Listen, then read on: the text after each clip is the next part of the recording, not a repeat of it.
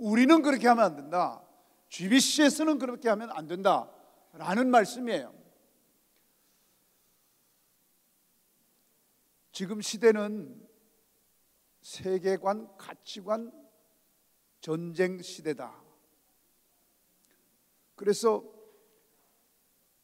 올해 2024년도에는 특별히 우리 학교에서 성경적 가치관, 성경적 세계관이 무엇인지를 다양한 방식으로 여러분들과 논의하고 그 길을 제시하고 이것이 훨씬 더 가치 있는 일이다 하는 것을 논하는 그런 한 해가 될 겁니다.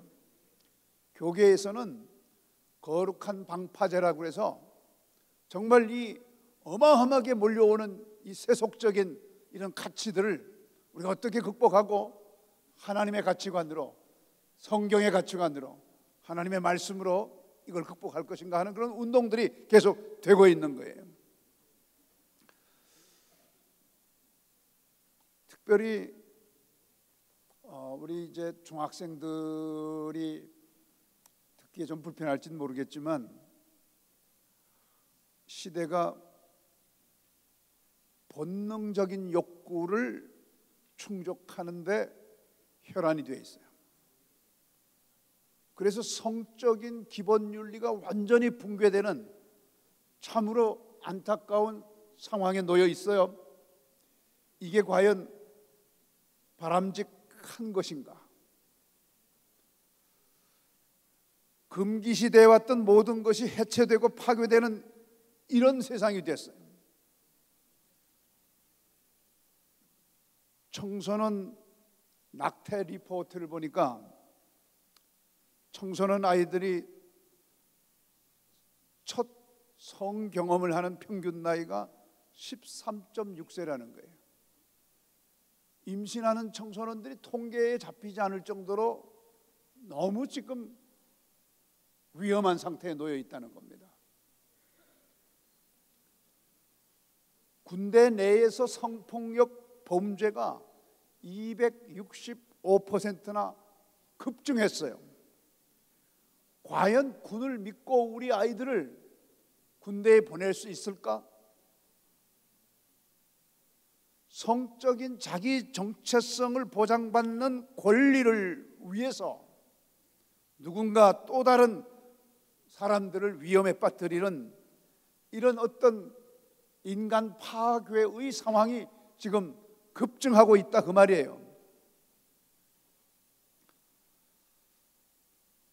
일반 학교에서는 LGBTQ 소위 성적 다양성을 강조하면서 성적 행위들이 각각에게 주어진 권리이기 때문에 누구도 여기에 대해서 말해서는 안 된다 이렇게 얘기를 해요. 그런데 여러분 보십시오. 덴마크와 노르웨이에서 전통적으로 결혼한 남성하고 남성 동성애자로 살아온 사람들의 평균 수명을 비교해 봤어요. 그랬더니 전통 결혼한 남성은 평균 74세까지 사는데 남성 동성애자들의 평균 수명은 51세, 노르웨이는 77세, 52세, 무려 25년이나 차이가 나는 거예요. 여러분, 동성애가 본인에게 주어진 권리라 할지라도 동성애를 하면서 살아가는 사람들이 평균 연령이 51세 내지 52세밖에 안 된다면 뭔가 지금 인간을 파괴하고 있는 거 아닙니까? 전통적인 결혼을 한 여성과 여성 동성애자들의 평균 수명을 비교해 보니까 덴마크의 경우 78세, 56세, 22년이나 차이 나는 거예요. 여러분이 동성애를 하는 것이 뭐가 그렇게 중요해서 평균적인 수명보다 20년을 일찍 가야 될 만큼 그렇게 중요합니까? 무슨 순교하는 겁니까? 나라를 위해서 뭔가 몸을 던지는 겁니까? 그리고 이성애자와 동성애 또는 양성애자들의 질환, 질병을 비교를 해보니까 알코올 중독의 경우에는 게이로 살아가는 사람들은 보통 사람들보다 3배, 레즈비언은 3.5배, 남성 양성애자들은 4.5배, 여성 양성애자들은 3배, 이렇게 알코올 중독자가 훨씬 많은 거예요. 그리고 형사 정신분열증이라고 그러는데 이건 이제 우리가 쓰는 말로는 조현병이에요. 조현병은 뭐예요? 망상에 시달리고 환각에 시달리고 편집증에 시달리고, 그래서 극단적으로 누군가를 살해하고 누군가에게 상해를 입히고 자기가 자살하고, 이런 걸 우리가 조현병적 증상이라고 하잖아요. 크리미널. 이것은 보통 사람보다 게이로 살아가는 사람들은 16배나 증가하는 거예요. 그리고 고의적으로 자해하는 경우에 보통 사람보다 게이들은 6배나 자해를 하는 거예요. 경계선 인격 장애를 보더라도 보통 사람보다 게이는 20배, 레즈비언은 5배예요. 이렇게 틀림없이 누군가의 인간을 해치고 있고 허물어뜨리고 있는 것이 분명한데, 단지 이것이 성적 자기결정권이다 하는 이런 유혹되고 현혹되는 바른 교훈을 받지 않으려고 하는 이 세상의 풍조인 거예요. 그래서 진리에서 돌이켜서 허탄한 이야기를 따르는 세상의 모습이라 이 말이에요. 그래서 우리 학교는 앞으로 하나님의 시선으로 세상을 바라보는 이 훈련을 더 하겠다는 거예요. 가치관, 세계관이라는 게 뭐예요? 어떤 시선으로 세상을 바라보는가, 이거 아닙니까? 그래서 우리 글로벌 선진학교 학생들과 공동체는 특별히 2024년도에 어떻게 하나님의 시선으로 세상을 볼 것인가, 어떻게 하나님의 거룩한 영 성령께서 우리 안에 역사하시도록 할 것인가, 이런 것들에 대해서 우리 공동체가 관심을 갖고 우리 정신이 건강하고 영이 건강하고 신체가 건강한 그런 건강한 공동체를 만들어 가도록 해야 한다 하는 말씀을 드립니다. 두 번째는 우리 학교에 올해 학생들이 많이 입학을 했어요. 지난 팬데믹 기간 동안에, 코로나 기간 동안에 통계를 보시면 알겠지만은 2021, 2022, 2023 굉장히 학교가 어려운 시기를 보냈어요. 올해 코로나 이전과 같은 수준의 신입생들이, 편입생들이 찾아왔습니다. 다음 슬라이드로. 네. 그래서 올 가을 학기, 내년 봄 학기에 내년 수준의 학생들이 우리 학교를 찾아준다면은 완전히 정상적인 그런 상태로 회복이 되는 거예요. 지난 3년 동안 내리막길이었던 것이 단 1년 만에 정상으로 차고 올라갈 수 있는 거예요. 어떻게 굉장히 희망적이죠? 그래서 아마 학교가 그렇게 되면은 굉장한 변화가 있을 걸로 그렇게 기대가 됩니다. 그런데 이제 코로나 이후로 여기 여러분들이 좀 기분 나쁠지 모르지만은 코로나 기간 동안에 여러분 일반 학교 다닐 때 학교에 못 갔던 적도 많죠. 집에서 온라인 수업했던 적도 많죠. 그러면서 평소보다 뭔가 좀 야리꾸리한 걸 좀 더 많이 보고 그랬죠. 그러한 과정들 속에서 우리가 전체적으로 이 만족 지연도가 좀 약화됐어요. 혹시 여러분 만족 지연도라는 말을 들어본 사람? 한 번 더 물을게요. 만족지원도라는 말을 들어본 사람 손 들어봐야 다시. 우리 학생들은 그렇게 많지 않네요. 1960년도에 미국의 유명한 대학교 스탠포드 대학에서 월트 미셜이라고 하는 어떤 교수가 이 마시멜로, 여러분 혹시 아세요? 마시멜로 알아요? 몰라요? 알면 안다고 크게 대답하고 모르면 모른다고 대답하면 돼요. 혹시 여러분 마시멜로 알아요? 몰라요? 그렇죠. 이렇게 하면 돼요. 이렇게 하면 훨씬 더 재미있게 갈 수 있을 겁니다. 마시멜로를 갖다 놓고 유치부 정도 되는 학생들에게 5, 6세 되는 학생들에게 한 30분 참으면 하나 더 주겠다 이렇게 한 거예요. 그래서 어떤 학생은 이 참았다가 다시 먹겠다는 의지는 있지만 도저히 못 참아요.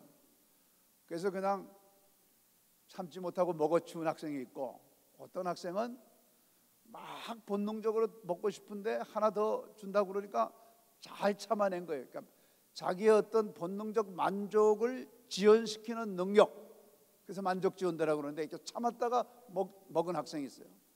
그래서 이 닥터 미셸이 절반 정도는 참았다가 먹었고 절반 정도는 그냥 먹어버렸어요. 이 학생들이 고등학생이 됐을 때 어떤 차이를 보이는가 연구를 해보니까 단지 마시멜로를 좀 참았다가 먹는 정도의 만족 지연을 시킬 수 있는 능력을 갖고 있었음에도 불구하고 미국식 SAT에서 평균 125점이나 높은 거예요. 이게 만족 지연도를 가졌던 학생들. 그리고 다시 종단 연구를 계속해서 그들이 성인이 됐을 때를 보니까 사회적 성취도에 엄청난 차이를 보이는 거예요. 어렸을 때는 단지 조금 참아내는 정도였지만 이것이 그 사람들의 평생 어떤 성취를 만들어가는데 굉장히 중요한 요소가 되는 거예요. 그래서 여러분 지금 막 졸리잖아요. 떠들고 싶잖아요. 이런 거 이렇게 참아내야 돼요. 훈련해야 돼요, 여러분. 또 만족 지원도를 높이는 그런 여러 가지 교육 활동 중에 이 단체 활동 굉장히 중요해요. 그래서 우리 학교에서는 이런 만족 지원도를 높여줄 수 있는 교육 활동이 굉장히 많기 때문에 여기서 한 3년만 버티면은 여러분 다 도사가 될 수 있어. 그러니까 버티는 게 중요해요. 그러니까 끝까지 버티는 거예요. 이 버티는 능력, 이 만족 지원을 시킬 수 있는 이 능력만 키워도 여러분 앞으로 굉장히 대단한 사람이 될 수 있다 하는 걸 보여줄 수 있는 거예요. 어쨌든 이런 상황에서 여러분들이 우리 학교에 와서 더 학업 성취를 높이고 그래서 더 하나님이 기뻐하는 멋진 사람들로 성장하기를 기대하는 거예요. 그런데 학교의 장래가 그렇게 밝지만은 않아요. 왜냐하면 출산율이 계속 떨어지고 있어요. 알고 계시죠? 부부가 살면은 그 부부가 몇 명의 자녀를 낳아야 현상 유지가 되겠어요? 부부가 몇 명을 낳아야 현상 유지가 돼요? 한 명? 그렇죠. 2명은 낳아야 되는 거예요. 두 사람이 2명은 낳아야 현상 유지가 되잖아요. 그러니까 출산율이 2.0은 넘어가야 돼요.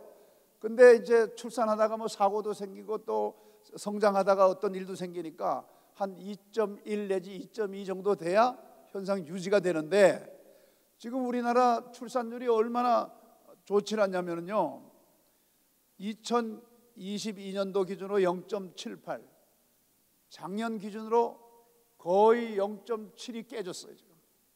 그러니까 부부가 0.7명밖에 안 낳는 거예요. 나라가 어떻게 돼요? 나중에 완전히 망하는 거죠. 그래서 저는 우리 사랑하는 제자들에게 지금부터 이런 얘기할 필요는 없지만 여러분 결혼하면 최소한 5명을 낳는 꿈을 꾸시길 바랍니다. 아멘입니까? 우리가 나라를 살려야 돼요. 우리가 나라의 미래를 살려야 됩니다. 진짜 5명을 꿈꾸면 최소한 3명은 낳을 수 있잖아요. 그렇죠? 그런데 너무 재미있는 통계를 봤어요. 어떤 연구소에서 종교적인 백그라운드에 따라서 출산율이 얼마인가 조사를 해보니까 다행스럽게도 개신교가 1.6 제일 높아요. 그렇지만 2점이 안 되기 때문에 아직 안 되는 거예요. 그러니까 우리 글로벌 선진학교 출신 학생들만 5명씩 나면은 이 문제가 해결이 되는 거예요. 여러분들이 나라를 구할 수 있는 거예요. 그래서 우리 교장 선생님, 우리 학교 연애 금지잖아요. 이성교제 금지잖아요. 어떻게 이번에 풀어줄까요? 어떻게 할까요?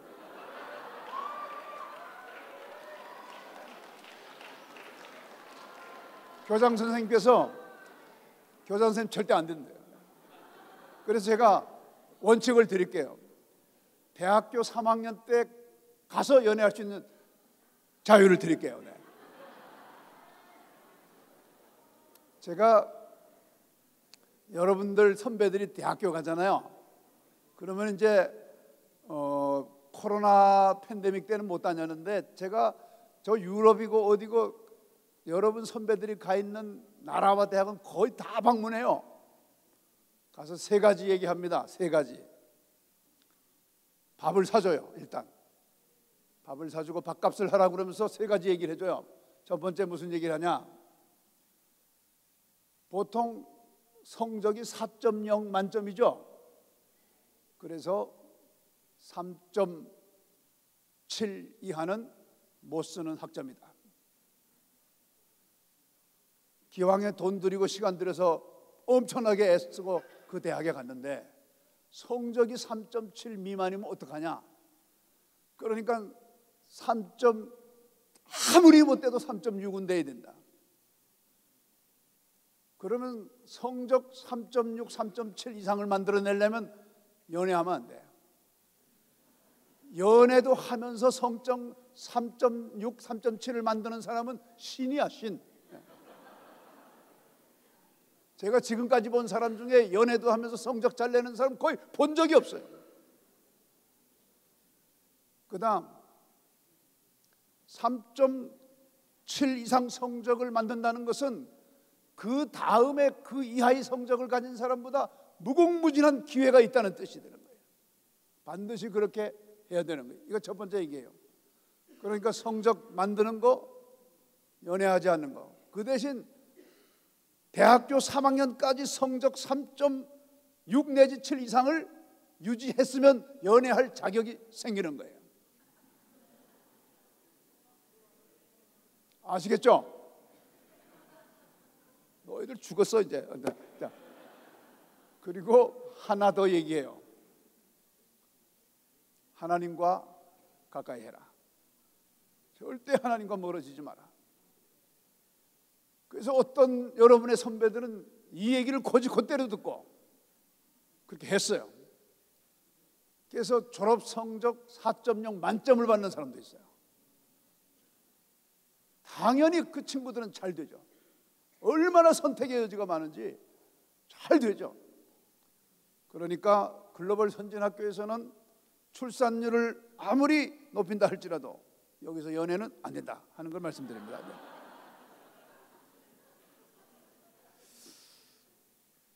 근데 이렇게 지금 나라가 지금 출산율 때문에 난리예요. 전국 시도별 초중고 학생 수 추계를 보니까 2029년 그러니까 앞으로 5년 후에 학생이 전국적으로 100만 명이 줄어요. 그 우리 학교에 누가 와요 그러면은? 올 학생들이 없어. 여러분의 후배들이. 그런데 지금 여러분 2011년생 손 들어봐요. 7학년. 박수 한번 쳐주세요. 얼마나 대단합니까? 우리의 꿈나무. 네. 2011년생 우리의 꿈나무. 애들이 희망해요 진짜. 그런데 2011년생이 47만 명이 그해 태어났어요. 2016년생까지 40만 명대입니다. 그러니까 앞으로 우리에게 5년의 기회가 남아있는 거예요. 40만 명대 태어난 2016년생이 우리 학교에 입학할 때까지 딱 5년 남은 거예요. 올해 입학 학생들이 우리가 원하는 수준만큼 왔기 때문에 5년 동안 하나님이 우리에게 시간을 준 거예요. 우리나라에서 우리 학교에 올 학생이 없으면 어떻게 하면 될까요? 수입해 올까요? 그래서 제가 이제 지난 1월 달부터 해외에 나가서 해외 학생 유치에 열을 올리고 있습니다. 작년에 정부에서 우리 학교에 외국 학생들을 받을 수 있는 자격을 줬어요. 그래서 아마 올해부터는 다른 나라 학생들이 영어를 못하는 한국어를 못하는 다른 나라 학생이 이제 우리 학교에 오기 시작합니다. 그래서 여러분들은 어쩔 수 없이 영어로 말을 해야 돼요. 걔네들하고 잘 지내려면. 자신 있습니까? 해외에서 우리 학교에 온 학생들이 글로벌 선진학교 좋은 줄 알고 갔더니 그 학교 애들 진짜 영어 한마디도 못하더라. 뭐 이러면 창피한 거 아닙니까? 잘할 수 있는 자신 있습니까? 아직 뭘 모르는 7학년 말고 이쪽 우리 재학생들, 해외에서 여러분의 동료들이 우리 학교를 찾아오면 함께 잘할 자신 있습니까? 이게 영감 소리 내지 말고 한 번 더 물을게요. 해외에서 여러분과 같은 또래들이 우리 학교에 유학을 온다면은 여러분 잘 해줄 자신이 있습니까? 이제 명실공히 우리 학교가 이제 진정한 글로벌 학교가 되는 거예요. 저는 하나님께서 이런 과정들을 통해서 해외에서 많은 학생들이 이곳에 와서 영적으로 훈련받고 자기들의 조국을 다시 복음화시키는 그런 일꾼이 되리라고 믿습니다. 하나님이 주신 기회라고 생각을 합니다. 그리고 우리 학교를 좀 자랑을 하고 싶었어요.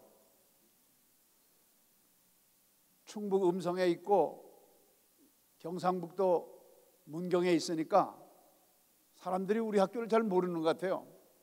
와보니까 괜찮죠? 7학년.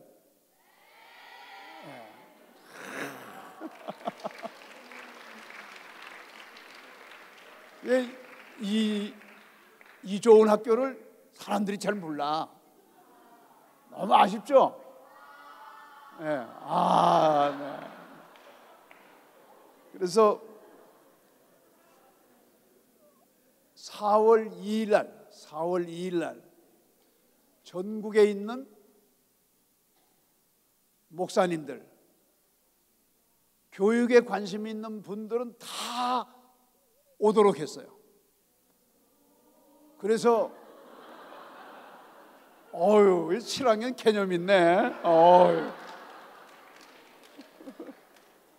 그래서 와 보라 이거예요. 와서 7학년들도 좀 보고 8학년도 좀 보고 9학년도 좀 보고 우리 늠름한 12학년, 11학년, 10학년 우리 형들, 언니들, 오빠들도 좀 보면서 이분들이 우리 학교에 와서 좀 감동을 좀 느끼고 가라. 이런 자리를 이제 만들기로 했어요. 그게 한국교회 교육 리더십 초청 교육 전략 회의 이런 걸 4월 2일 날 개최하기로 했어요. 그래서 음성, 문경 학교 오픈하고 누구든지 와서 봐라 이렇게 할 거예요. 그때 우리 좋은 모습 보여줄 자신 있습니까?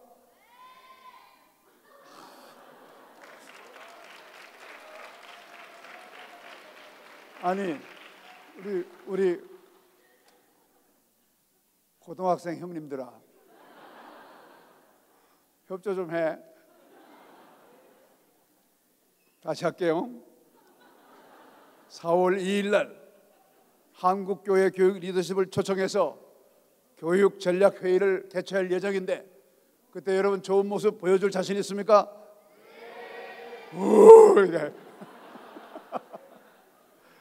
네. 어쨌든 이렇게 해서 우리 학교의 멋진 모습을 전국에 공개하고 또 학교에 많은 학생들이 올 수 있도록 그렇게 할 생각입니다. 우리 부모님들께 부탁드립니다. 그때 회사 운영하시는 분들은 잠깐 회사를 세우시고, 회사에 다니시는 분들은 연차를 내시고, 그리고 우리 학교를 꼭 봐야만 되겠다라고 여겨지는 분들을 최소한 2분씩 모시고 오시면 됩니다. 어찌어찌 해서 한 분밖에 모시고 올 수가 없다면 용서해 드리겠어요.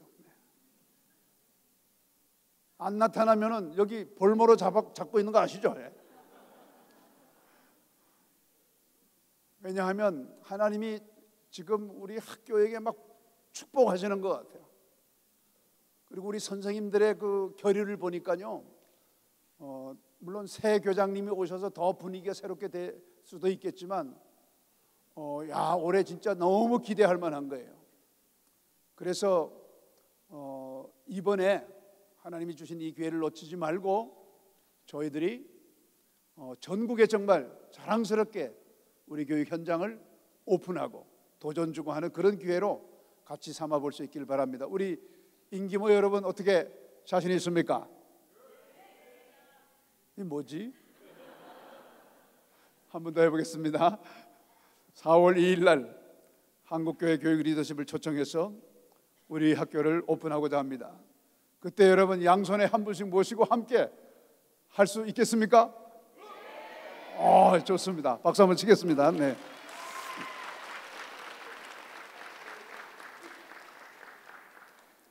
그런데 그렇게 하려면은 우리 학교 교육 경쟁력을 강화시켜야 되지 않겠습니까? 우리 신임 교장님께서 어떤 학교를 만들고 싶으신가요? 그랬더니 다니고 싶은 학교, 보내고 싶은 학교, 근무하고 싶은 학교, 이런 학교를 만들고 싶다고. 지극히 평범한 얘기 같지만 가장 중요한 말씀을 하신 거예요. 그래서 교장 선생님께서 저렇게 말씀하시는데 이사장으로서 그렇다면 그런 학교는 어떤 학교인가? 나름 10가지로 정리를 한번 해봤어요. 과연 그런 학교는 어떤 학교인가? 첫째, 정말 좋은 학사 일정을 가지고 있는 학교예요. 왜냐하면 좋은 학사 일정이 있는 학교라야 재미있는 학교가 되는 거예요. 즐거운 학교가 되는 거예요. 그래서 적정 수업일수가 우리 학교는 180일입니다. 대략 36주 정도 됩니다. 그리고 적절하고 의미 있는 교육 학사 일정들이, 이벤트들이 있어야 되는데 한번 들어보십시오. 저희 학교는 패밀리 캠프로 학교를 시작합니다. 그리고 바로 이어서 CPE, Clean, Pure, Excellent. 알고 계신가요? 재학생들 알고 있죠? 그래서 우리 한번 다지고 가잖아요. 그리고 바로 이어서 부활절 찬양제를 하잖아요. 전교생이 한 명도 빠짐없이 부활절 찬양제에 참여해서 하나님을 찬양하는 시간을 갖잖아요. 고생했다고 그 다음 바로 효도방학 들어가죠. 네. 그리고 효도방학 다녀오면 글로벌 체육축제. 지금 문경이 4년을 내리 우승을 했어요.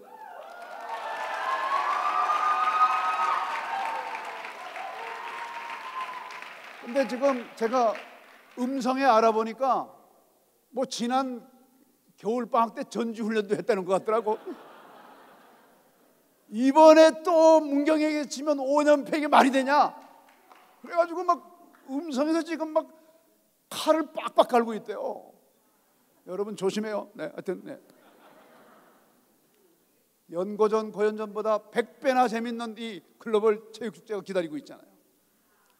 그리고 운동만 하면 되겠냐 해서 글로벌 유스 포럼, 전 세계의 학생들이 와서 여기서 실력을 뽐내는 그런 국제적인 대회가 바로 이어서 열리죠. 그리고 글로벌 올림피아드가 있죠. 학력을 겨루는 거예요. 그리고 동문회와 함께하는 진학박람회, 컬리지 페어. 여러분의 동문들이, 졸업생 동문들이 오셔서 자신들이 다니는 학교, 또 추천하는 학교들을 여러 후배들을 위해서 소개하고 하는 그런 멋진 시간이 있죠. 그리고 바로 여러분이 그렇게도 기다리는 방학이 있습니다. 안타깝게도 글로벌 선진학교의 방학은 학습 캠프라는 이름으로 다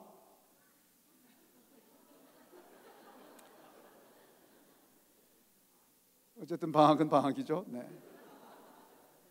그리고 국제자원봉사를 가죠.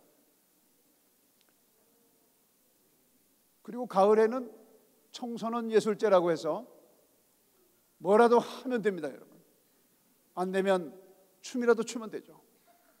그러니까 여러분의 그 예술적 끼를 마음껏 발산할 수 있는 그런 행사가 기다리고 있습니다. 이것은 정말 국제적으로 유명한 행사죠. 태권도 축제, 가을 축제, 그토록 여러분이 좋아하는 바베큐 파티, 봄에도 가을에도. 그리고 졸업생들을 위한 격려 만찬, 그리고 졸업식, 이렇게 기다리고 싶은 그런 학사 일정들이 기다리고 있기 때문에 우리 학교는 좋은 학교일 수밖에 없죠. 그리고 두 번째는 좋은 교육 과정입니다. 커리큘럼이라고 그러죠. 좋은 학교는 좋은 교육 과정이 있어야 돼요. 그래서 음성 캠퍼스는 꿈을 찾아가는 캠퍼스, 문경 캠퍼스는 꿈을 준비해가는 캠퍼스. 조금 더 문경 캠퍼스가 고등학교 과정에 가서는 좀 더 구체적이죠. 요즘 그 결과가 조금씩 나는 것 같아요. 처음에 시작할 땐 조금 자리를 잡느라고 좀 그랬지만 지금은 문경 캠퍼스가 그런 면에서 굉장히 빠르게 자리를 잡고 있는 것 같습니다. 학교 설립 취지를 실현하기에 적절한 교육 과정을 담아내고 있는가? 글로벌 인재 양성에 필요한 교육 과정을 담아내고 있는가? 변화하는 미래 산업 사회를 대비하는 데 적절한 교육 과정인가? 학생들의 진로와 진학을 준비하는 데 적절한 교육 과정인가? 영성, 인성, 사회성 등 비교과적 인간 개발의 본질을 살려낼 수 있는 교육 과정인가? 이러한 부분에 대해서 이미 문경 캠퍼스는 검증이 된 학교입니다. 기대할 만한 학교죠. 세 번째는 좋은 교육 네트워크를 가지고 있는 학교인가? 적절한 교류 활동을 할 수 있는 국제적인 네트워크를 가지고 있는가? 우리 학교만큼 다양한 자매 학교를 가지고 있는 학교도 드물 것입니다.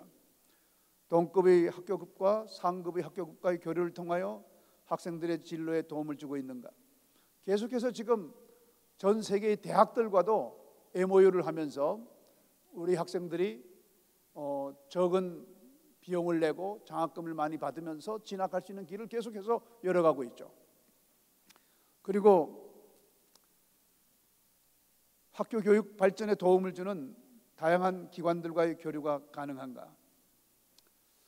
지금 문경 같은 경우는 문경시에서 작년보다 올해 교육 지원을 한 3배 정도 비용을 늘렸죠. 아마 지금 문경시에서 연간 우리 학교에 지원하는 지원 비용이 거의 올해는 한 3억 가까이 될 거예요. 또 최근에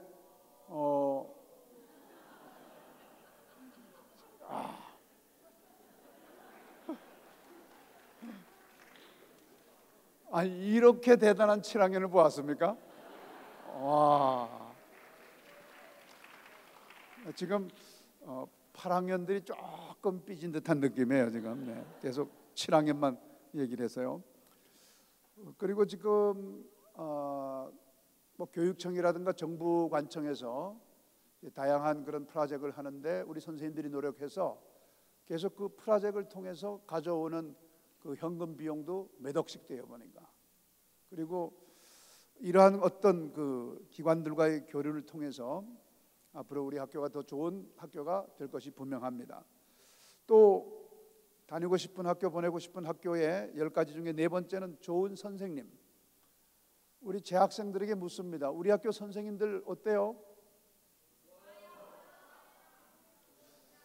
자, 우리 선생님들 잠깐 일어나 주실까요? 오늘 참석한 선생님들 그 자리에서.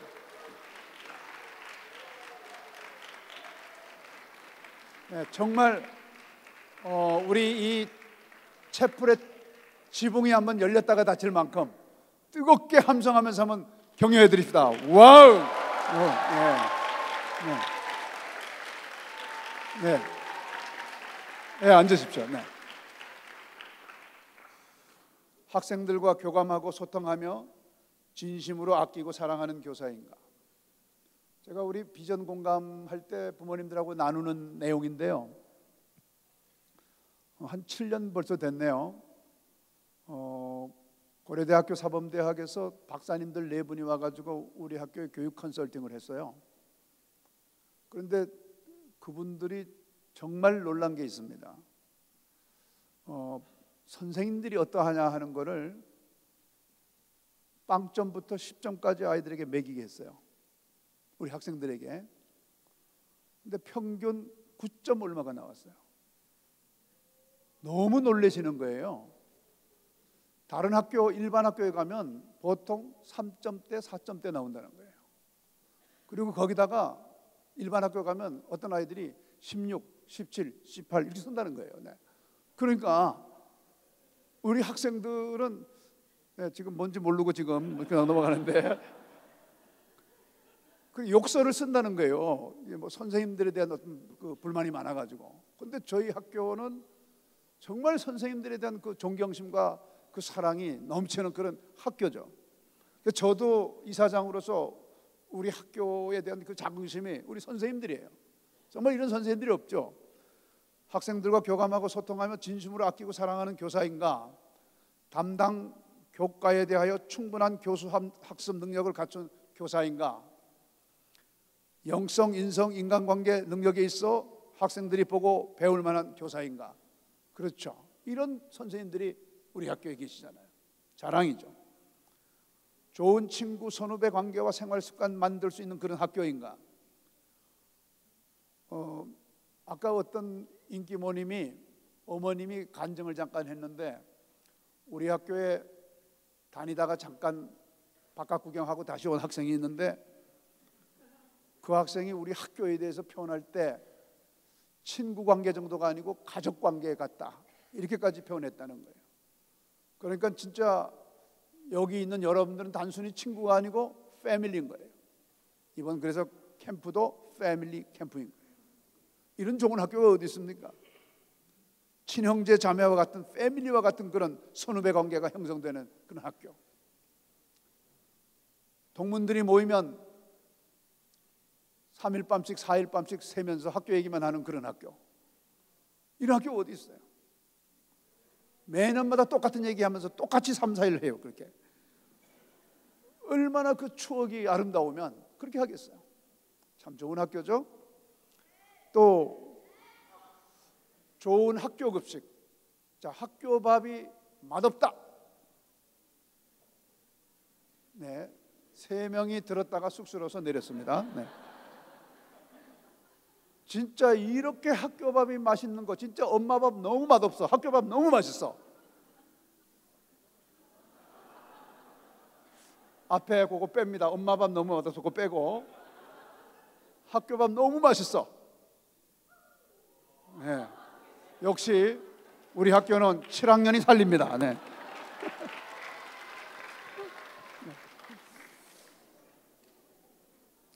학교 급식이 좋은 편입니다. 방학 때 집에 가 있으면 며칠 지나면 생각나는 학교 급식. 네. 괜찮은 급식이죠. 또 골고루 영양소가 담겨 있는 안전한 급식은 틀림없는 것 같습니다. 자, 7번째로 좋은 교육 부담금이에요. 동일한 교육 성과를 내는 여타 교육기관과 비교하였을 때 적절한 교육비가 부과되는가. 이건 우리 학생들이 좀 알았으면 좋겠어요. 우리 학교보다 교육 성과를 잘 못 내는 국제 학교들은 학비, 기숙사비 빼고 학비가 우리 학교의 거의 2배 돼. 여러분들은 학비와 기숙사비를 1년에 내잖아요. 그것보다 2배 정도가 학비야 그냥. 그러니까 아직 여러분이 잘 몰라서 그렇지 우리 학교 되게 괜찮은 학교라니까. 가성비 좋은 학교. 네. 앞으로 더 좋은 일이 생길 거예요. 그리고 사회적 약자들도 함께 할 수 있는 장학제도는 잘 구비되어 있는 학교인가? 그렇죠. 저희 학교가 어렵지만 그동안에 사회적으로 조금이라도 어려운 분들이 있으면 같이 가려고 노력을 한 학교입니다.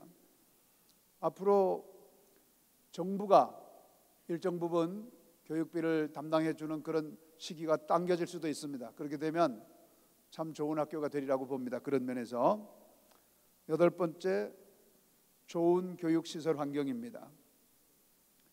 아마 대안학교라고 이름하는 학교들 중에서는 거의 저희 학교의 교육시설은 거의 탑 수준이에요. 인정하십니까? 딴 데 가봤어야지. 네. 뭐 저도 아주 거의 조금 이름이 있다는 다른 대안학교들 거의 다 가보면은 사실은 저희 학교하고는 좀 비교가 되기 어려울 정도 수준이에요. 뭐 그거 가지고 뭐 이렇게 하는 건 아니지만 앞으로 더 좋은 교육 시설 환경을 갖도록 노력을 하겠습니다.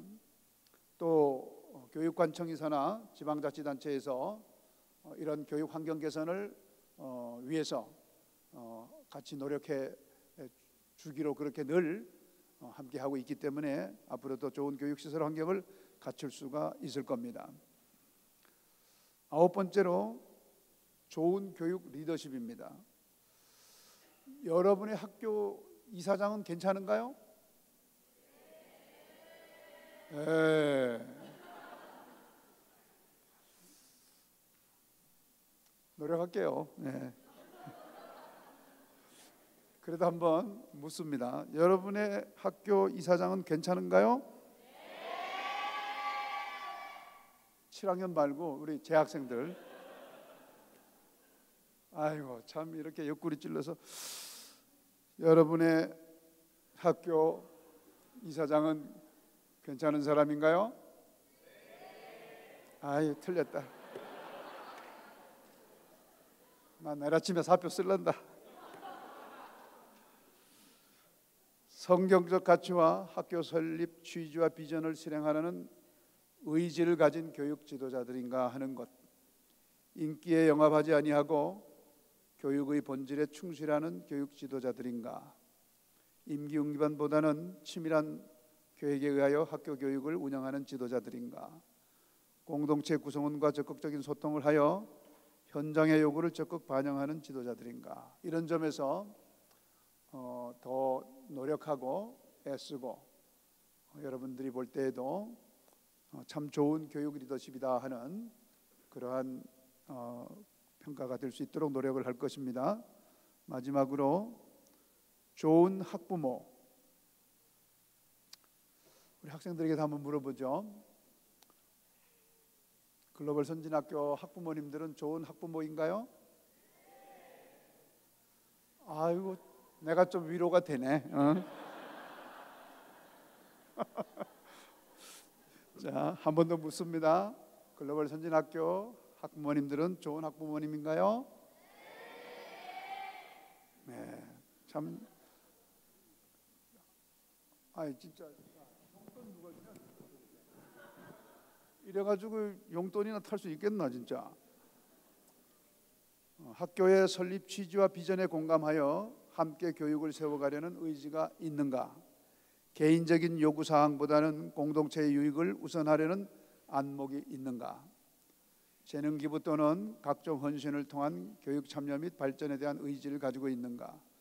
각종 학부모 모임에 적극 참여하려는 의지가 있는가? 이렇게 적어도 우리 학교를 경쟁력 있고 좋은 학교, 다니고 싶은 학교, 보내고 싶은 학교, 또 근무하고 싶은 학교가 되도록 하기 위해서는 최소한 이 10가지 항목에 있어서 우리가 자신감을 가지고 좋은 학교로 세워갈 수 있을 때 그런 학교가 되리라고 봅니다. 100점은 아니겠지만 제가 볼 때는 최소한 낙제는 아니라고 생각하고 우리가 더 좋은 학교에 대한 비전을 가지고 함께 만들어갈 수 있기를 당부드리고 또 그렇게 되리라 믿습니다. 그리고 학교 교육 공동체에는 학생, 교원과 직원, 리더십, 학부모, 동문, 후원자 그룹, 지역사회, 교육관청 등 함께 해야 될 다양한 구성원이 있습니다. 이와 같은 다양한 구성원들이 정말 온 마음을 다해서 협업 체계를 가지고 나갈 때에 하나가 되는 거예요. 그리고 어떤 가능성을 보이는 거예요. 우리 임기모 회원님들이 아마 뭐 여기에 그냥 아이들만 태워다 주고 여러 가지 이유로 가신 분들도 있을 거고, 나는 피곤하니까 숙소에 가서 쉴란다 그러고 가신 분이 혹시 있을지도 모르겠어요. 그런데 여러분, 분명한 게 하나 있습니다. 아이들은 부모를 닮습니다. 꼭 그것을 기억하시기 바랍니다. 아이들은 선생님을 닮기도 하지만 아이들은 부모님을 닮기도 합니다. 부담스럽고 힘든 자리, 그런 자리일수록 더 열정을 가지고 함께 할 때 그 공동체는 발전하고 또 세워져 갈 수 있을 것입니다. 그래서 우리 모두 우리에게 주어진 역할들을 최선을 다해서 감당해 주시기를 부탁을 드리고, 특별히 우리 부모님들은 인기모라고 하는 이 모임을 통해서 정말 뜨겁게 자녀들과 우리 공동체와 나라를 위해서 기도할 때 그 기도의 힘으로 우리 공동체가 더 소중하게 발전해 갈 것이라 확신합니다.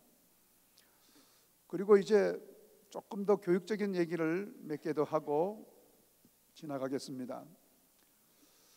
우리는 글로벌 인재를 키우기 위하여 학교 이름도 글로벌 선진학교입니다. 우리 학교 이름이 왜 글로벌 선진학교입니까? 그야말로 글로벌 인재를 키우겠다는 분명한 목표를 가지고 학교 이름조차 글로벌 선진학교라고 그렇게 이름하지 않았습니까? 그렇다고 한다면 글로벌 인재로서 필요한 소양, 제일 첫 번째 되는 것은 많은 부분이 있지만 언어적 소통 능력입니다. 이 언어적 소통 능력을 가장 확실하게 학생들에게 주어지기 위하여 그동안 우리 학교는 참 많은 노력을 기울여 왔습니다.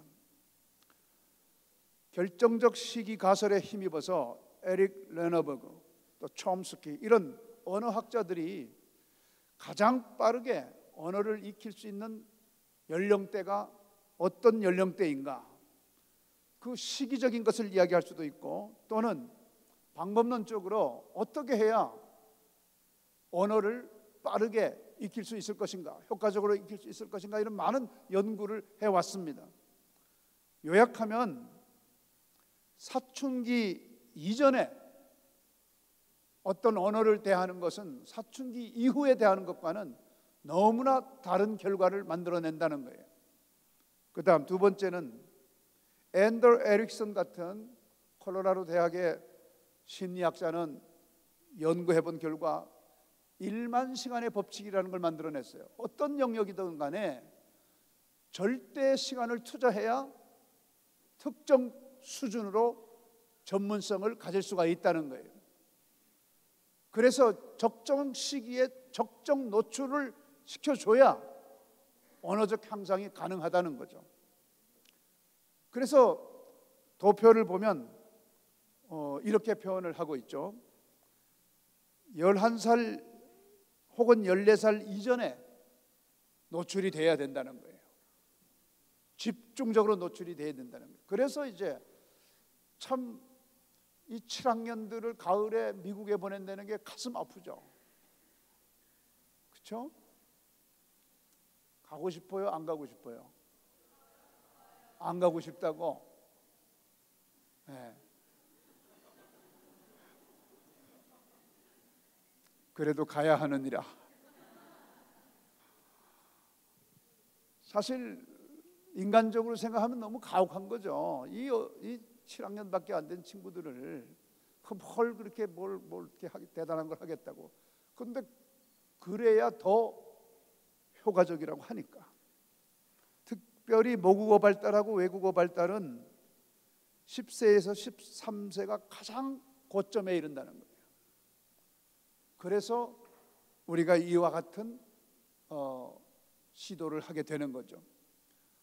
그동안 우리 학교는 지난 20년 동안 이런 청해력과 문해력을 향상시키기 위해서 엄청난 노력을 기울여 왔는데요. 2003년 개교부터 2010년까지는 그 당시는 우리 학교의 학생들이 오면 ELA 과정을 7, 8학년 동안에 하고 미드 USA라고 그래서 전부 학생들을 미국 중부 지역에 다 가서 홈스테이 하도록 해서 1, 2년씩 공부하고 돌아오게 했어요.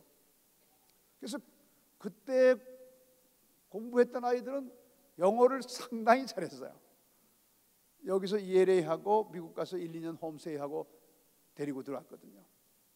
근데 학교가 인가가 되면서 이제 그것이 어려워지면서 미국에 보내는 대신 비상 80이라고 그래서 적어도 고등학교 갈 때까지 토플 80점 수준의 영어를 하게 한다. 그래서 8학년 겨울방학, 9학년 여름방학, 9학년 겨울방학, 이 세 개의 방학을 아이들을 다 집에 보내지 않고 학교에 붙잡아 놓고 집중 훈련을 시켰어요. 그랬더니 거의 아이들이 정신병 수준의 문제를 갖게 되는 거예요. 그래서 이건 너무 가혹한 거다 해서 마침 그때 미국 캠퍼스가 생기면서 미국 캠퍼스에 보내고 한 학기 보내다가 1년 보내다가 이렇게 하면서 한 3년 동안은 2019년부터 2023년 그 한 3년 동안은 우리 학생들을 미국에 가서 한 7학년 들어오자마자 1년 정도를 미국에 가게 했잖아요. 그러니까 이 단체 생활에 훈련이 안 된 상태에서 미국에 가니까 상당히 여러 가지 어려움을 또 만들어내요. 그래서 올해부터는 음성 문경 캠퍼스에서 한 학기 훈련을 하고 가는 게 좋겠다 해서 이제 이렇게 하고 있는데 앞으로 이제 이렇게 미국에 1년 정도 다녀왔다고 해서 다 해결되는 게 아니고 어떻게 하면 영어 노출 환경을 더 극대화시켜 줄 것인가. 그래서 아까 말씀드렸지만은 지금 해외에서 우리 학교에 와서 특히 미국, 캐나다 쪽에서는 제외 동포들 중에 얼굴은 한국 사람이지만 속은 미국 사람인 영어가 모국어인 제외 동포 자녀들을 지금 많이 데리고 오려고 지금 계속해서 홍보를 하고 있어요.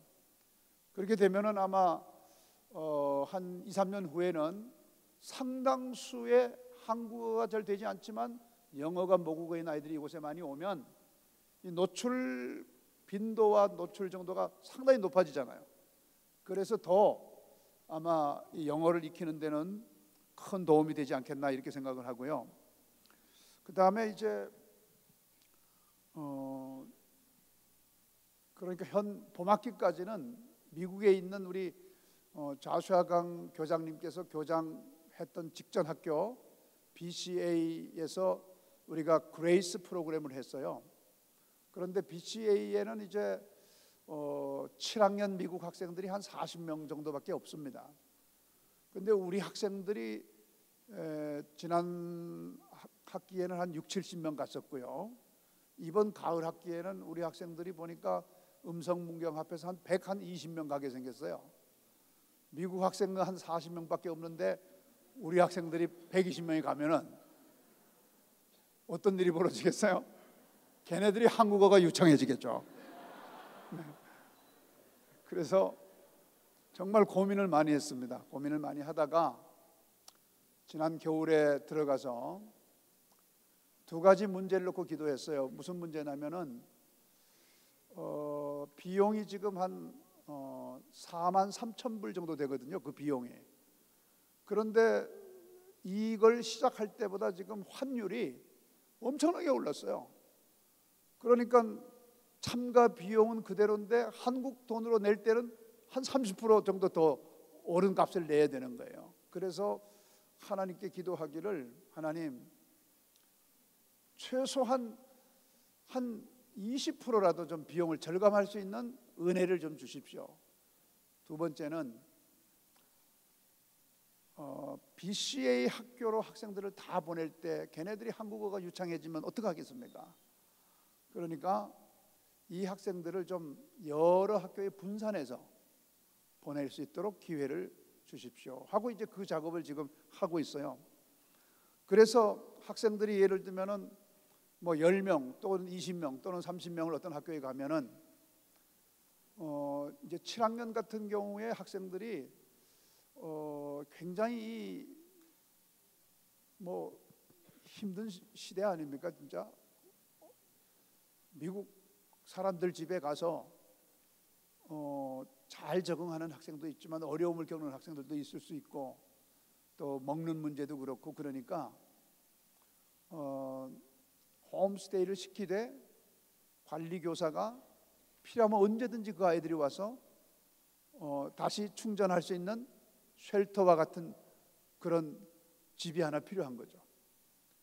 그래서 학생들이 조금 홈스테이 가서 어려움이 되면은 선생님하고 같이 거기서 좀 또 회복해서 또 가고 하는 어떤 이런 시스템을 만들어야만 아이들이 가서 즐겁게 재밌게 견딜 수가 있겠다 하는 그런 생각이 든 거예요.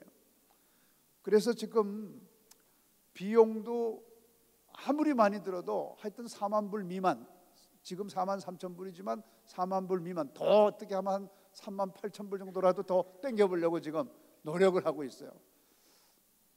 뭐 감동 이런 거 안 됩니까, 여러분? 좀 네.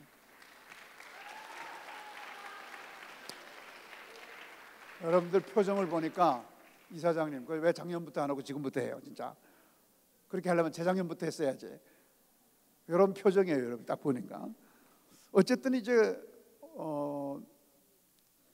높은 환율 때문에 절대 비용이 굉장히 높아진 상황에서 이 비용을 좀 줄이려고 노력을 하고 있고요. 이와 같은 것들을 함께할 후보 학교 명단들이에요. 한번 다음 또 슬라이드 넘겨보세요. 이런 많은 학교들과 지금 계속 접촉을 하고 있습니다. 그래서 저희하고 파트너십을 가지고 할 수 있는 학교들을 4월까지는 확정을 하고, 그리고 MOU를 해서 학생들을 이제 보낼 준비를 하고 있습니다. 그래서 이런 과정들을 통해서 우리 학생들이 좀 더 글로벌 인재로서의 소통 역량을 갖출 수 있기를 기대하겠습니다. 그리고 학습 역량을 강화시키는 게 굉장히 중요한데요. 각 캠퍼스가 작년에 우리가 이맘때 자기주도 학습 역량을 길러주기 위해서 어떤 교수님을 모시고 해보려고 하는데 이제 뭐 상당히 좀 생각지 못한 문제가 생겼더랬어요.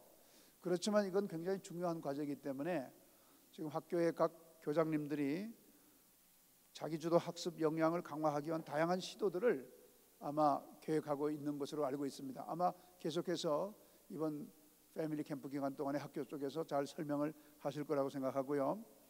또 저희 학교의 자랑은 동료 학습 지원, peer tutoring이라고 하는 동료 간에 선후배 간에 서로 아이들이 도와주는 이런 시스템도 더 적극적으로 활용을 해야 될 것 같고요. 또 학기 중에 방학 중에 공인 성적 확보를 위한 다양한 특별 학습 프로그램을 운영을 해야 될 것 같고요. 문해력 강화를 위한 독서 200 운동은 지금 많이 보니까 학교에 정착이 됐습니다. 아마도 더 좋은 독서 운동이 지속될 것이라 그렇게 봅니다.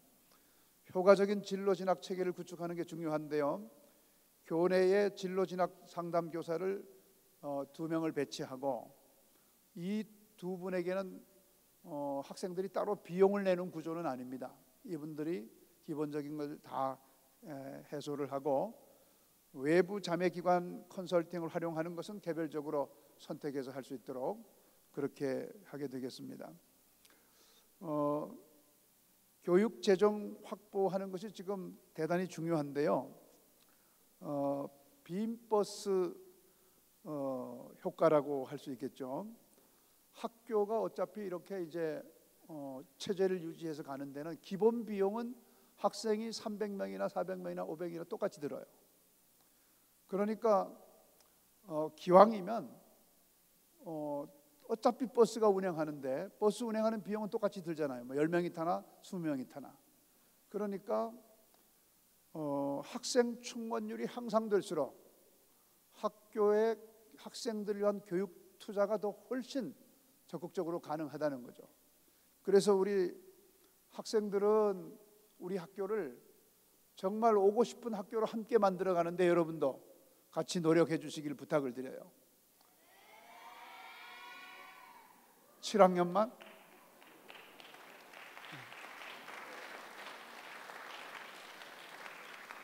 그리고 우리 재학생 여러분, 정말 우리 학교 누구라도 우리 학교에 오는 걸 나는 권하고 싶다 할 정도로 그런 학교를 우리가 같이 만들어 가야 됩니다. 누가 만들어주는 건 아니잖아요. 그래서 재학생 여러분들이 자긍심을 가지고 우리 학교는 정말 전국 최고의 학교다, 최고의 학교로 만들 거야 하는 그런 결의를 가지고 정말 오고 싶은 학교를 우리 같이 만들어 보면 좋겠습니다. 그래서 많은 학생들이 오면 학교가 더 많은 그 잉여 재정을 가지고 더 좋은 교육을 만들어 가는데 큰 힘이 될 것이다, 그렇게 보여집니다. 그 다음에 지난 약 거의 4년 가까이 이 팬데믹 기간을 거치면서 이사장으로서는 가장 우선되는 것이 어떤 교육에 문제가 생기지 않게 하는 거였어요.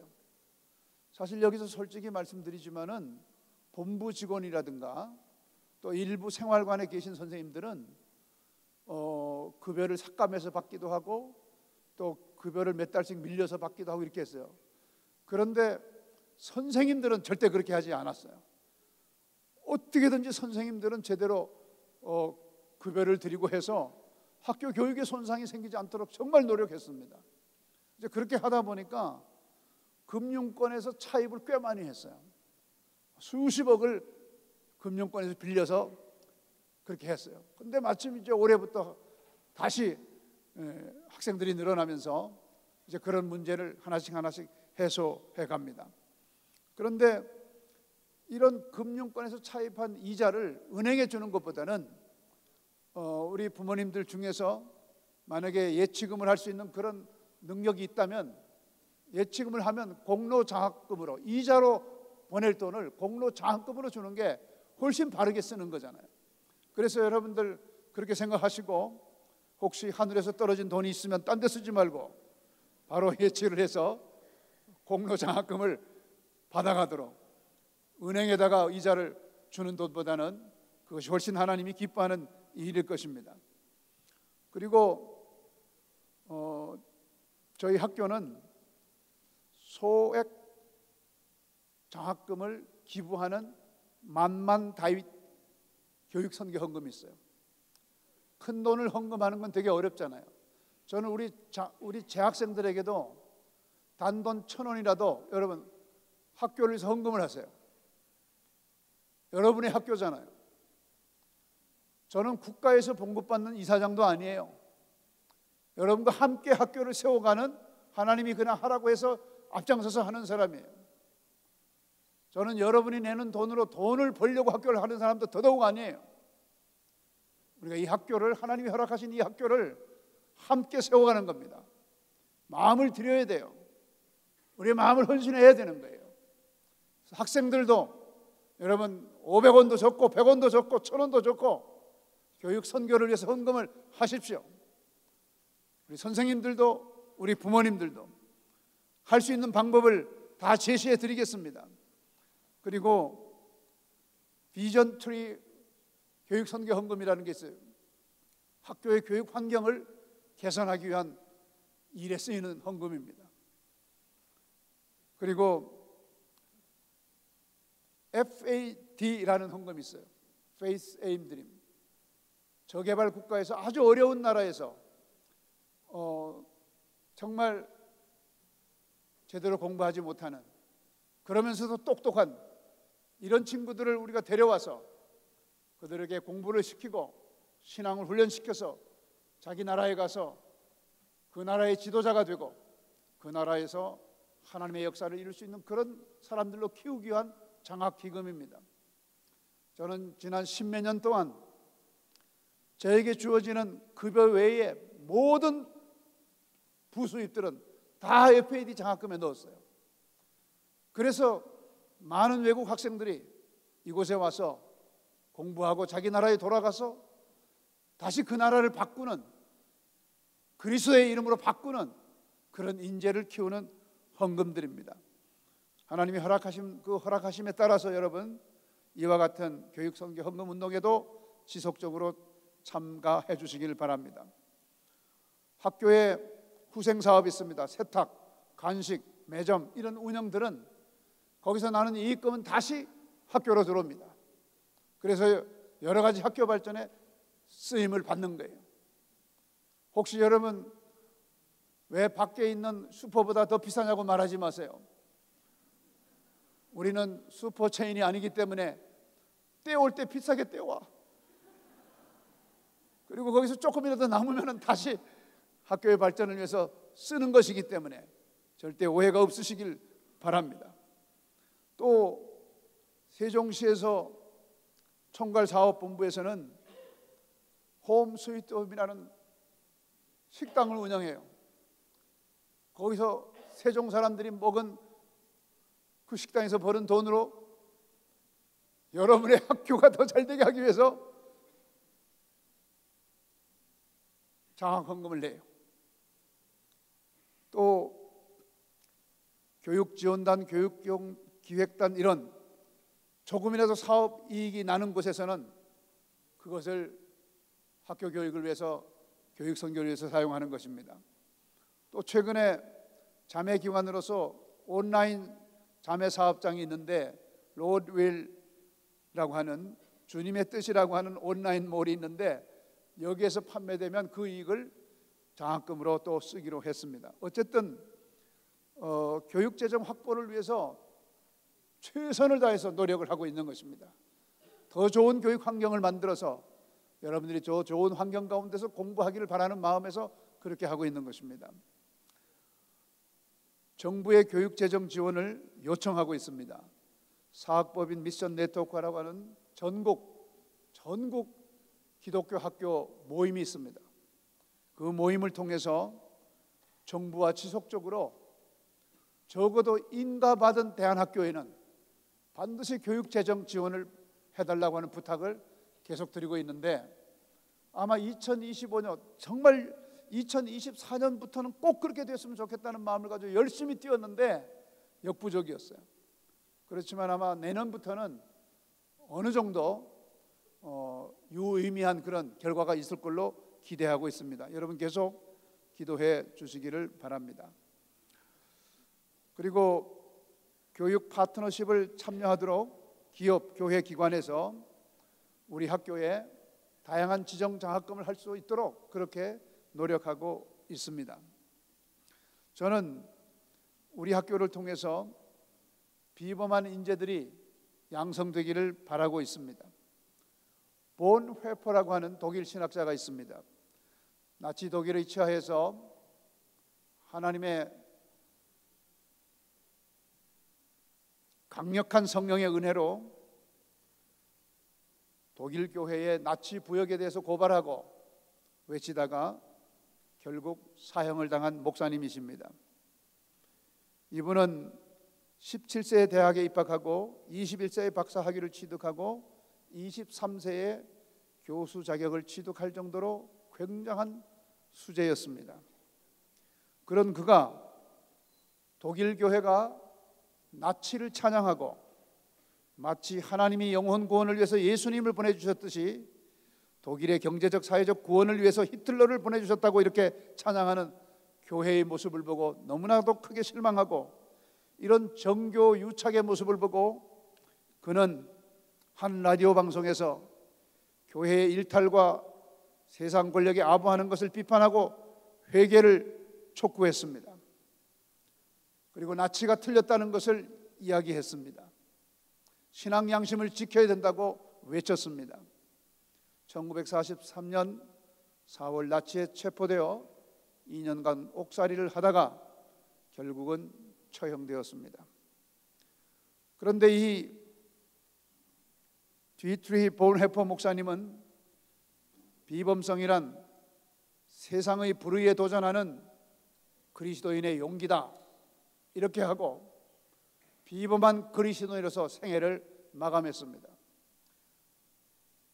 평범한 자녀들이 이곳에 와서 비범한 인재가 되기를 바라고 있습니다. 비범성은 무엇입니까? 도전하는 것입니다. 진리를 사수하기 위해서 도전하는 것입니다. 세속적인 결과만을 추구하는 성과주의를 배격하는 건데, 여러분 최근에 이런 뉴스가 떴습니다. 해외 시차 노려 SAT 시험지 유출 판매 학원 강사 징역 3년 확정. 노력하지 않고 점수를 얻을 요량으로 이런 일에 연루되는 학생들이 있다고 합니다. 우리 학교에도 이런 일에 연루되는 학생들이 있다고 합니다. 정말 고민스럽습니다. 이런 학생들이 있을 때 저는 진짜 양심상 형사고발하고 싶어요. 너무 고민스럽지 않습니까? 절대로 그렇게 하지 마십시오. 이제부터는 제가 형사고발할 겁니다. 선포했습니다. 내 아이 미래를 당신이 어떻게 책임지려고 형사고발해? 그렇게 아이의 미래를 걱정하는 분이 왜 그런 짓을 했습니까? 여러분, 이런 일을 하지 않고 정면 돌파하는 것이 비범한 것입니다. 이러다 보니 아이비리그 등 최상위 대학 진학 한국 학생 44%가 중도 탈락을 한다고 합니다. 실력 없이 시험 기술자가 되어서 좋은 학교에 입학하면 뭐합니까? 자신을 속이고 세상을 속이고 좋은 학교에 입학하면 뭐합니까, 여러분? 비범한 여러분이 되시길 바랍니다. 에베소서 6장 6절 7절에 보면 눈가림만 하여 사람을 기쁘게 하는 자처럼 하지 말고 그리스도의 종들처럼 마음으로 하나님의 뜻을 행하고 기쁜 마음으로 섬기기를 주께 하듯 하고 사람들에게 하지 말라. 눈가림을 하고 사람들을 속이고 이런 것들을 부끄럽게 생각해야 됩니다. 그리고 정직하게 행하여 부당한 이익을 취하지 않는 것, 이것이 비범한 것입니다. 시편 51편 10절에 보면 하나님이여 내 속에 정한 마음을 창조하시고 내 안에 정직한 영을 새롭게 하소서라고 말씀하십니다. 베드로전서 5장 2절에 보면 억지로 하지 말고 하나님의 뜻을 따라 자원함으로 하여 더러운 이득을 위하여 하지 말라고 하고 있습니다. 중국은 G2 국가라고 자랑했습니다. 그렇지만 여러분, 그들은 정말 짝퉁이 판치는 나라였습니다. 그렇게 여러분, 허위와 거짓으로 만들어진 나라의 현실이 어떠한 건지 잠깐 보시기를 바랍니다.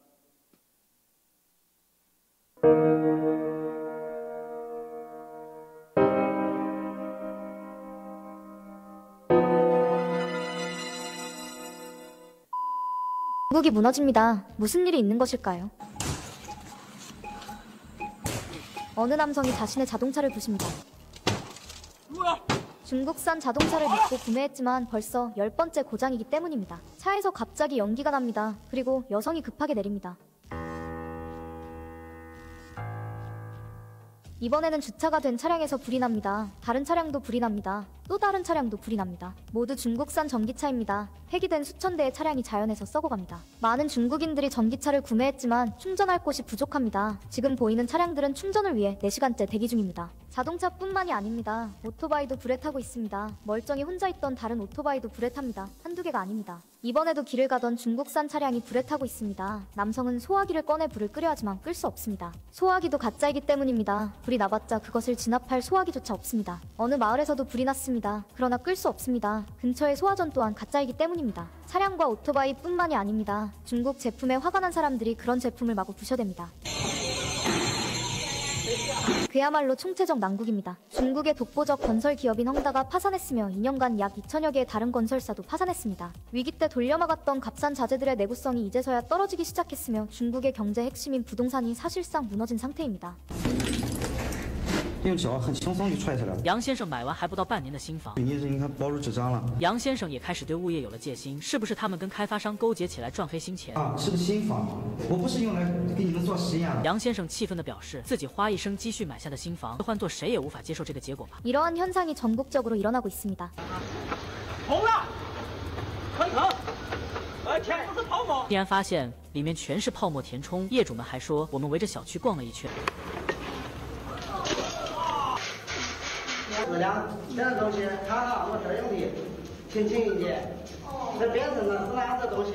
可对方的工作人员却表示， 这个图呢，我们也看是按图施工，这个房这个构造呢，也是他们经过这个。 누구도 보상하지 않습니다. 중국 웨이보에는 어느 여성이 눈물을 흘리며 자신의 집을 소개합니다. 그러나 해당 영상은 중국 정부에 의해 삭제되었으며 눈가림하고 허위하고 거짓, 부정직 이런 것이 낳은 결과예요.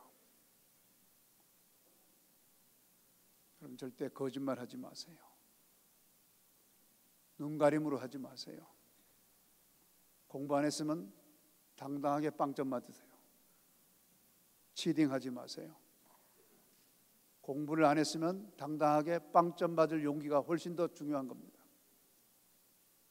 우리 학교는 정직을 배워야 됩니다. 눈가림을 해서는 절대 안 됩니다. 이것이 비범성입니다. 자기 행동에 대해서 책임을 질 줄 아는 것입니다. 최근에 건국전쟁이라는 영화 혹시 보셨나요? 못 보신 분들은 나중에 한번 같이 가서 볼 수 있는 기회를 가지면 좋겠고요. 뭐 정치적인 논쟁이 좀 있기는 합니다만은 저는 그렇게 생각하지 않고 순수하게 보고 있는데요. 최근에 그 건국전쟁을 보면서 제가 참으로 마음으로 존경했던 김구 선생님의 위선적인 모습을 보고 너무 마음이 아팠어요. 아, 진실은 언젠가는 드러나는구나. 진실은 언젠가는 드러나는구나. 정치적인 진영 논리로 어떤 정치 진영에서 누군가를 영웅으로 만들었다 할지라도 그것이 진실이 아니라면 언젠가는 드러나게 되는구나. 여기 사진을 보면 지금 여러분이 보고 있는 사진은 대동강 철교를 폭파한 것입니다. 그런데 때로 이 대동강 철교가 한강 철교가 폭파된 것처럼 왜곡시키는 자료로 쓰이기도 합니다. 사람들이 이걸 보고 아, 이승만이 자기 혼자 살려고 도망가고 이렇게 한강 철교를 부셨구나. 그런데 사실 이것은 대동강 철교가 부서진 것, 폭파된 겁니다. 그리고 옆에 사진 하나를 보면 이게 이제 한강 철교거든요. 옆에 사람들이 갈 수 있도록 인도를 만들어 놓고 있었죠. 이런 역사를 날조하면서 누군가를 아주 악한 사람으로, 누군가를 영웅으로 이렇게 당대의 정치 세력들이 호불호에 따라서 이렇게 하지만 결국 진실은 드러나게 된다는 거예요. 마음이 아프지만 김구 선생에 관한 이야기를 좀 해보겠습니다. 2015년 6월 24일 미국 우드로 윌슨 대통령 기념센터에서 김구 선생과 유어만이라고 하는 당시 중화민국 서울주재 공사의 비밀 대화록이 최초로 공개가 되었습니다. 그 공개된 비밀 대화록의 핵심은 백범 김구 선생과 김규식이 분단 저지를 할 목적으로 1948년 4월 하순경 평양을 방문했습니다. 평양을 방문해서 김구 선생, 김구식 선생, 김일성, 김두봉과 함께 남북 사자 협상을 했습니다. 그리고 5월 5일 날 서울로 돌아왔습니다. 그런데 그때 서울로 돌아오면서 김구 선생은 이렇게 말했습니다. 남북 지도자는 우리 강토에서 외국 군대가 철거한 이후에 내전이 발생할 수 없다는 것을 확인했습니다. 그러니까 한반도에서 전쟁이 절대 일어날 수 없다 이렇게 얘기한 거예요. 그런데 유어만이라고 하는 당시 중화민국 공사하고 얘기할 때는 완전히 반대되는 얘기를 했던 거예요. 그 내용은 이미 김일성이 소련의 스탈린과 중국의 모택동과 협조해서 완전히 군사력 준비를 완벽하게 만들어 놨기 때문에 이제 그들이 만약에 남으로 쳐내려 온다면 남쪽은 그들을 대응할 만한 능력이 없기 때문에 결국은 공사나 통일이 될 수밖에 없다. 이런 내용으로 얘기한 거예요. 그러니까 북쪽에서 이미 남침 준비를 다 하고 있는 걸 보고도 남해 와서는 반대로 얘기한 거예요. 그러니까 6.25가 나면서 완전히 나라가 초토화된 거 아니겠어요? 이게 최근에 드러난 거예요. 저는 이걸 보면서 존경했던 분의 행적이 이렇다고 그러니까 더 실망이 큰 거예요. 어째 이럴 수가 있는가? 그러면서 저는 다시 깨닫습니다. 여러분, 진실은 언젠간 드러나는 거예요. 절대로 우린 눈가림을 해서는 안 됩니다. 그래서 제가 이야기한 것이 조금 이해가 부족할 것 같아서 관련돼서 아주 짧은 영상을 하나 더 보겠습니다.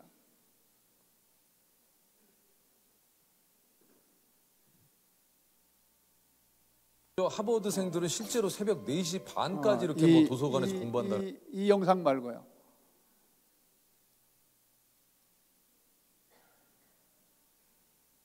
네. 자, 정치꾼들 잘 들어요. 자, 들어봐요. 이승만을 재평가하는 건 좋지만 김구가 약간 악인처럼 묘사되는 부분이 나오더라고요. 이 부분은 약간 불편하더라고요. 그렇죠. 불편할 수 있어요. 근데 오늘 세미나의 또 다른 주제가 김구예요. 그래서 부제가 뭐였냐면 위험한 김구 그 비망록의 진실이라고 이제 발표가 있었는데 더 디테일하게 들어가면 김구는 대한민국 설립을 반대한 사람입니다. 중요한 거는 뭐냐면은 여기서 이제 가장 중요한 거 조선 정치 정세 의정서에 김구가 사인을 한 거예요. 수련회 가서 김일성과 합의를 해서 결론지었던 조선 정치 정세 의정서에 사인한 내용의 핵심은 뭔지 아세요? 소비에트식으로 한반도를 통일시키겠다는 거예요. 그렇죠. 김구가 저지른 가장 큰 잘못은 통일만 되면 공산주의가 되든 자유민주주의자가 되든 상관이 없다는 거예요. 말 그대로 통일 만능주의자였다는 것이죠. 그렇기 때문에 지금 현재 우리 체제는 자유민주 체제 아닙니까? 이런 체제를 유지하고 있는 우리 입장에서는 김구는 대한민국의 설립을 방해했고 더 나아가서는 대한민국의 가장 기본이 되는 자유민주주의를 부정한 사람이에요. 통일을 위해서라면 모든 게 다 가능했다. 그리고 가능할 수 있다라고 믿었기 때문에 김일성과 같이 손을 잡을 수 있었던 거라고 저는 봐요. 더 충격적이었던 장면은 영화 속에서 나오는 게 중국 사람 누가 찾아왔을 때 이제 북한은 당장 서두를 준비 끝났다. 그러면 우리는 끽소리도 못하고 끝난다. 그래놓고는 마이크 잡고 국민들한테 얘기할 때는 북한은 절대 안 쳐들어온다. 이런 이중성을 보였다라는 게 저는 그건 진짜 몰랐던 얘기였거든요. 이승만 정부와 잘 지내서 결국에는 우리가 이 어려운 상황 속에서 우리가 공산주의를 물리치는데 같이 협력해갖고 좀 잘해보자. 뭐 이런 내용이에요. 그때 김구의 발언이 충격적인 거예요. 내가 가서 북한을 봤더니 지금 북한은 지금 당장 소련의 군사 지원을 모두 봉쇄하고 모두 막고 스톱시키고 이제부터 남한을 군사적으로 육성을 시킨다 하더라도 잽이 안 된다. 상대가 안 될 정도로 격차가 크다. 한반도가 통일된다면 이거는 북한에 의해서 통일되는 것이지 남한에 의해서 통일될 이유가 없다. 능력이 안 된다 남한은. 결국 이승만 정부는 곧 사멸할 정부다. 그런데 내가 왜 좀 있으면 공산당에게 김일성에게 완전히 패배할 정권에게 내가 왜 이승만 정권을 협조를 하느냐. 좀 있으면 망할 정권인데 그 얘기를 하고 있지 않습니까? 위험한 공사 비망록에. 그래 놓고서 국민들 앞에서는 뭐라 그랬나요? 국민 여러분 안심하십시오. 제가 평양에 가서 김일성과 타협을 잘해갖고 한반도에서의 내전이 이제 없습니다. 전쟁은 일어나지 않을 거니 걱정하지 마십시오. 이런 얘기를 하잖아요. 네.